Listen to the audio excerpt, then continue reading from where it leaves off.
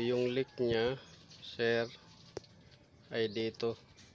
Dito yung leak niya. Yan o. Diyan nagli-leak.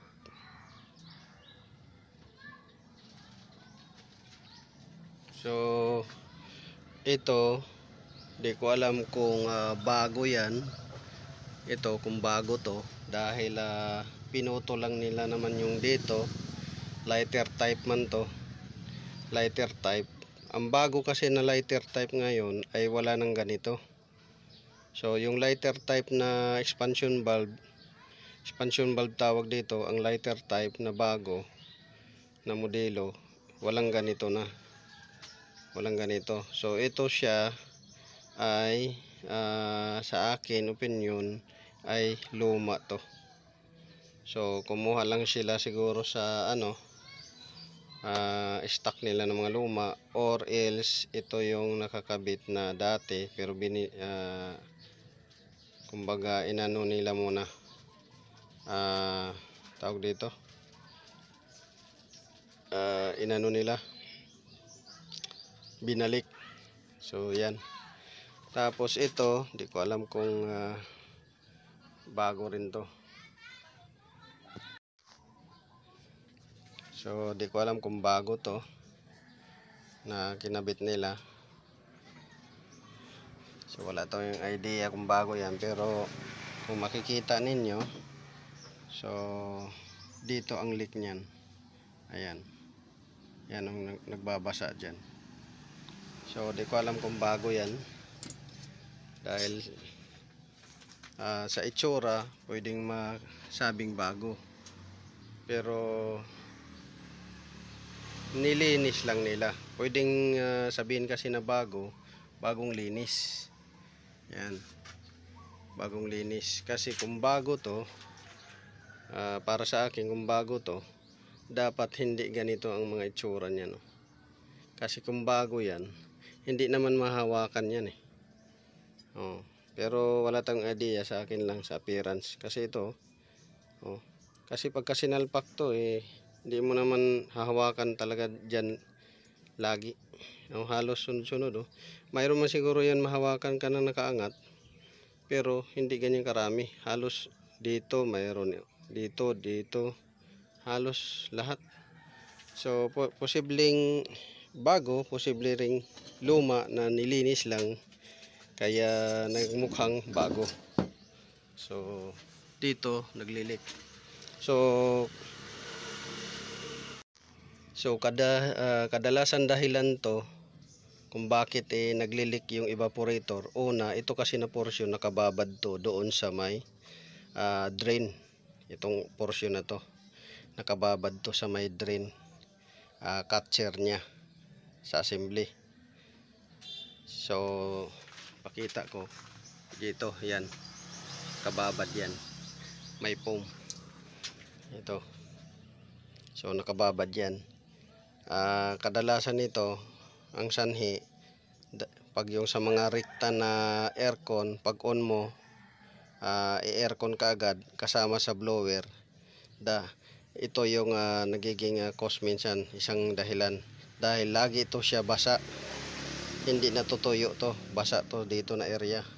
Gawa nga na pag on mo ay sumasabay lang sa blower yung compressor. Hindi gaya nung iba na hiwalay yung blower, pwede mo muna tong patuyuin hanggang sa uminit yung buga, meaning tuyo na siya dito.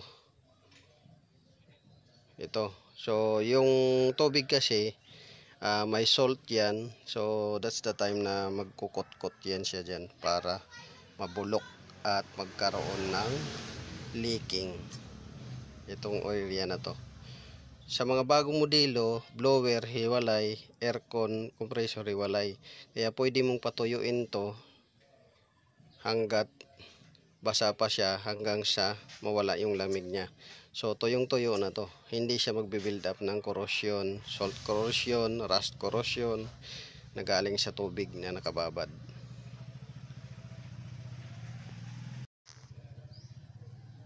So dito naman, ang cause ng nito, leaking, minsan yung o-ring na ano niya nakalagay luma, kaya lumulusot dyan yung o-ring, yung preyon, yung leak, lumulusot dyan. So isang dahilan yan kung bakit naglileaking dito. Minsan naman manipis yung o-ring na ilagay, maglilik. Minsan naman yung luma or yung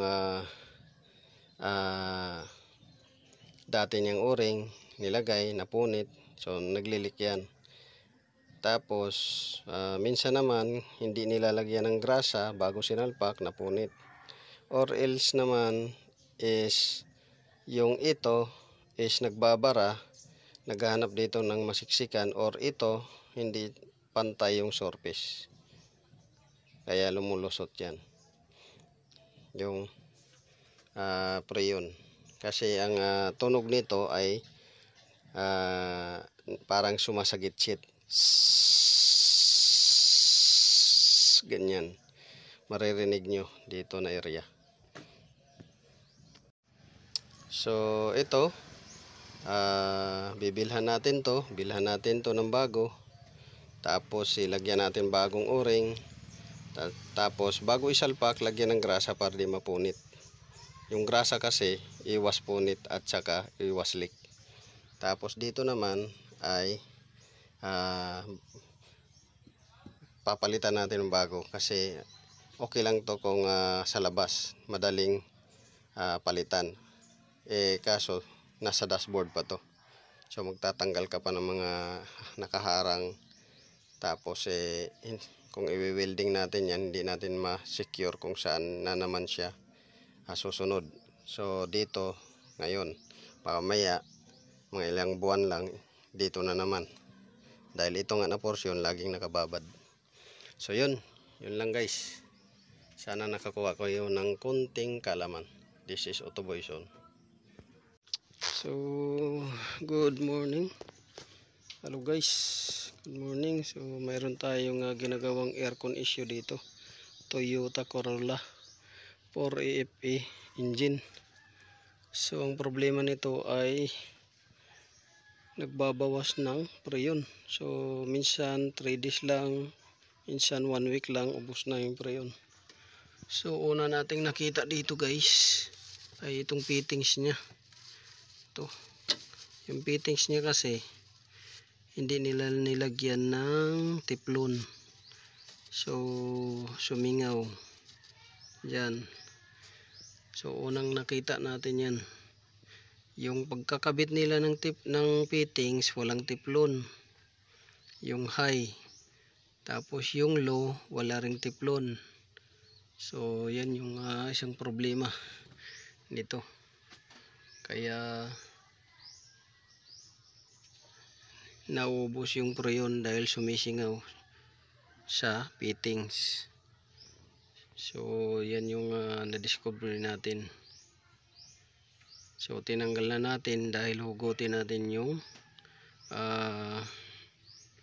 evaporator, dahil may sumisingaw doon sa evaporator. So hugutin natin yun.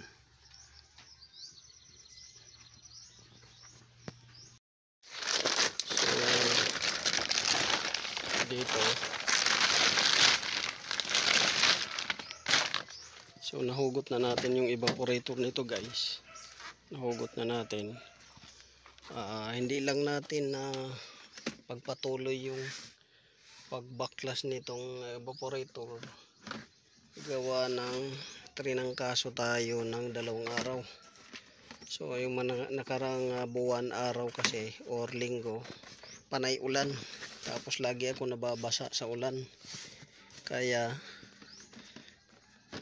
nung tag-araw na o tag-init na kagaya ngayon ay saka lang sumumpong naman yung trangkaso. Ayan o, sobrang init, sobrang init. So yan, sobrang liwanag ng langit. So balik na tayo dito.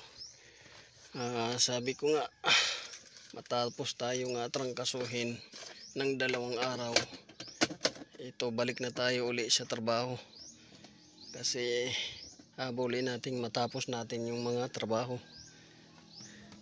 So dito una ito, tinanggal natin yung blower dahil madumi na, lilinisan din to yung blower. Tapos gaya nga ng sinabi ko sa inyo, mayroong sumisingaw dito sa evaporator. So base sa ating nakita dito ay madumi na yung evaporator at blower. So ating bubuksan to kung saan nanggagaling yung singaw. So ilalabas natin. Yan. So ilapag natin dito. Yan. So ito guys yung sinasabi ko sa kanila o sa inyo na kinabit nila walang tiplon. So pag nagkakabit kayo nito para sa mga baguhan, kahit sa mga datihan technician, lagyan nyo ng tiplon yan kasi may tendency talaga yan sisingaw. So ako naglalagay talaga ako lagi ng tiplon dyan, kahit nung nasa abroad pa ako may tiplon yan at saka ito para iwas singaw. So yan, dahil kung walang tiplon katagalan sisingaw talaga yung preyon dyan, dahil dito nakalapat lang yung o-ring. Pag yung o-ring ay humina na yung fittings nya, that's the time na sisingaw. So kailangan may tiplon yan.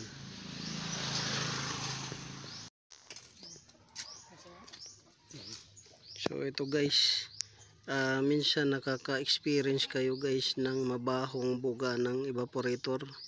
So ito yan, tingnan ninyo, may mga bacterial na dito na namamahay. Yan o, yan, sobrang dumi. So yan yung naamoy ninyo sa loob ng sasakyan, yung mga bacterial insect na yan. Yan o, mayroon pang ipis dun sa dulo. Yan o, may ipis. Yan yung dahilan kung bakit mabaho yung ano ninyo, evaporator, yung buga. Ayan o, may ipis pa o. Taba ng ipis, nasunog na. Ayan, so may ipis. So yan yung nangangamoy guys, na mabaho, na sabi na parang patay ipis, patay daga, pero may ipis talaga. So yan yung dahilan. Tapos dito, bukod sa mga ipis na yan, ay itong mga singaw na to. Singaw. Yan yung dahilan. Pag nagsingaw yan, yung preyon.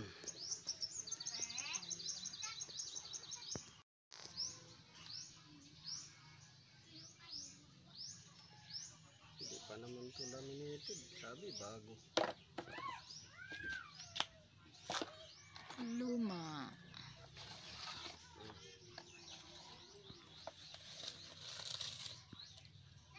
Patay na ipis.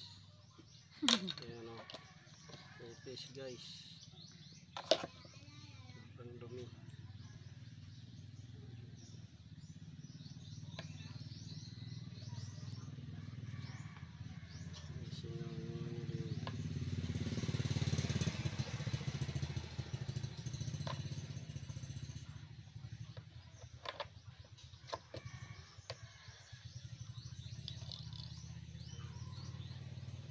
Pinutol na pala ito na to. Luma naman to. Ay. Hila ko. Ayan o. Ay, Oh. Oh. Ito naman. Dapat dito eh. Ha? Ay, waya. Diretso sa kanto. Tapos to. Dahil vulcanizing di dun. tindahan. Oh. Oh. Puyang hangin.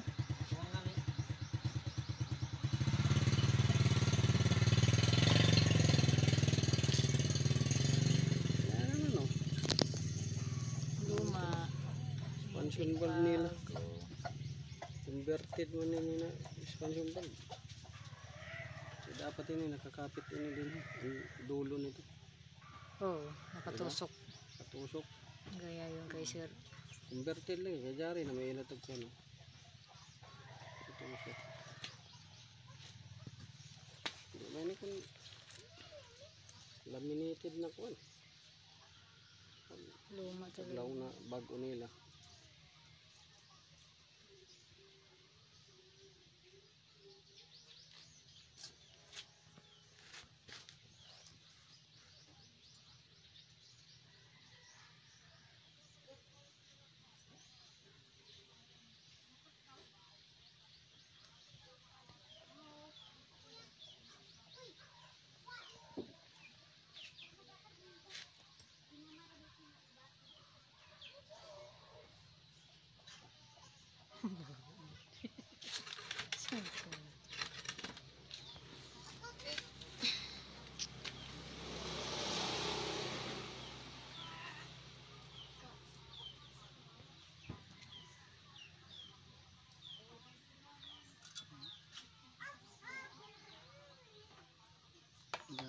Gamay.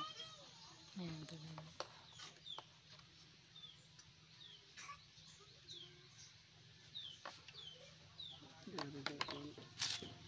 Ano may makadunot ng tubig na nun. Oo, may napirmi di doon.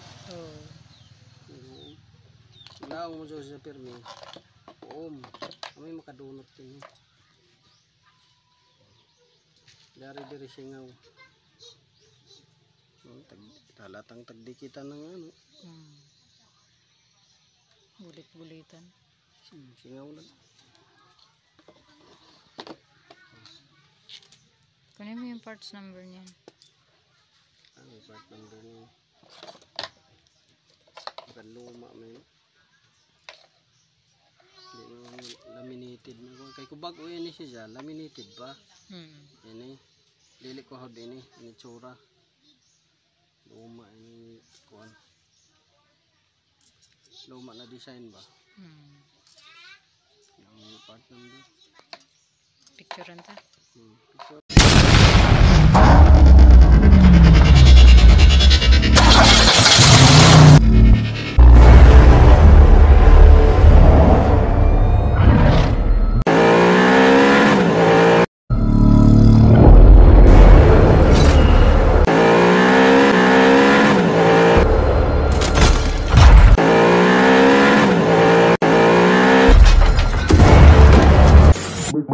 Make